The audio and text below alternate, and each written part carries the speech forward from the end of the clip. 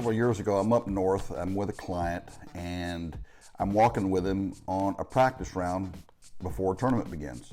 On the PGA Tour, practice rounds are real informal kind of things. People join up on particular holes if there's a bottleneck, or they'll let them go through whatever. It's a very informal, everybody sort of knows everybody. So we came up on Hideki Matsui. He had an entourage of people with him, and there was 2 caddies, 3 media people, 1 or 2 equipment people, an exercise person, or seemingly like a physical therapist or something like that, and seemingly a businessman. I spoke to the businessman, while we were walking down the fairway. We were passing Matsui and going through, and I had a chance to talk to the businessman. I couldn't certainly get to Matsui, that's for sure.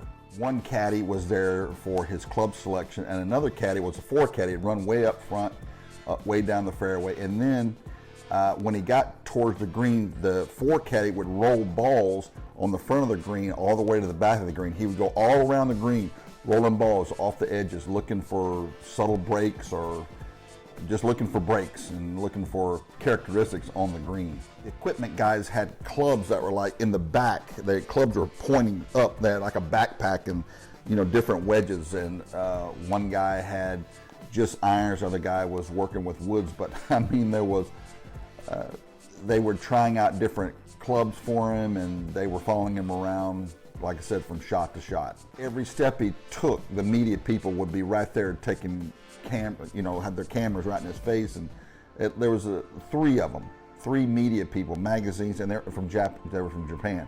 So the Japanese media were following him every step he took. Anyway, I could never get close to him. My player never got close to him. Of course, we just went around, and then my player looks at me and says, why don't I have those people around me? I don't know. And I was thinking in my mind, well, you're not Hideki Matsui. That's the first thing. We're trying to get there, of course. But that was the difference between my guy and Hideki Matsui. Got a question from a client stating, Dr. Trammel, I'm a golfer and I do very well in practice rounds, but when it comes to tournament play, I'm at least 8 to 10 strokes higher. Please help, or what are your thoughts? So that's a very common thing among golf and golfers. In fact, it's a common thing among a lot of athletes. They do very well in practice, but they can't do as well in a tournament situation. And just as a generalization, I'm not sure about you, of course, but in a generalization, it's due to situational anxiety. So in practice, there are no consequences. You hit a bad shot, you throw another ball down, no big deal, just move forward. But in tournament play, there is no just throw another ball down without penalty strokes, so there are consequences. So there are no consequences in practice, there are nothing but consequences in a tournament, and therefore your subconscious mind then, in certain situations, then engages the fight, flight, or freeze mode, and all of a sudden, what was a very loose and easy-going golf swing becomes something of a guide. You're trying to force a ball in there because you're afraid. You're afraid of hitting it out of bounds or in the water or whatever.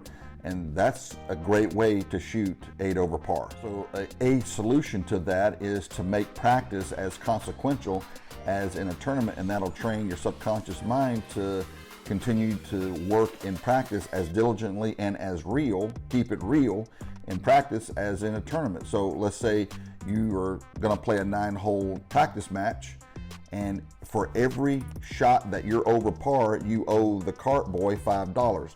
So let's say you come in at 3 over par, you shoot a little smooth 39, you owe the cart boy $15. Now, if you don't think that will cause your subconscious mind to get yourself in gear, think again. The act of losing money is something that you want to avoid. So the subconscious mind will hopefully get you back into focus. You're focused now, and there are consequences. This is real here.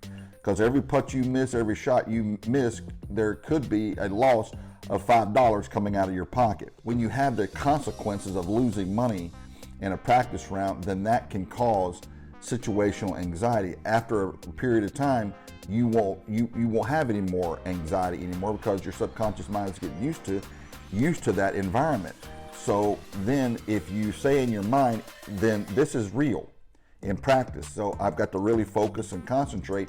Either one or two things is going to happen. Your practice round scores are going to go up, or your tournament scores are going to go down, because now you're getting used to situational anxiety, because in practice it counts. It has now become very, very real for you. So that would be my advice.